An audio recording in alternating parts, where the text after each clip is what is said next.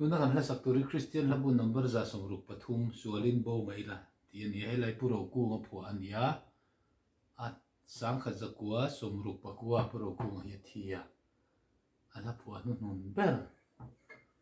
ni o me helai sualin bo ma illa tu dang kat khang chuang lo Kadam sanber galo shelo dalpa bin mai dang ro izang rei na ringi I ang chung karun zo I kong ai ban fuani Dam na kadila che lalpa min mai dam ro Eng vang at war ge mo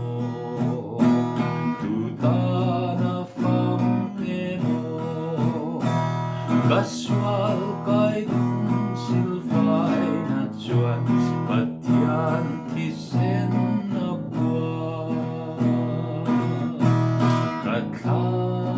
Katlatava Zolta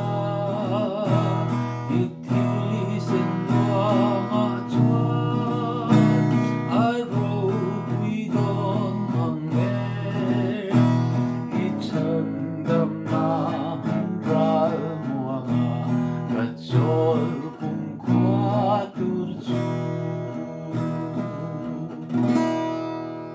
Nati khana thuk shriat na chona tok mai ho me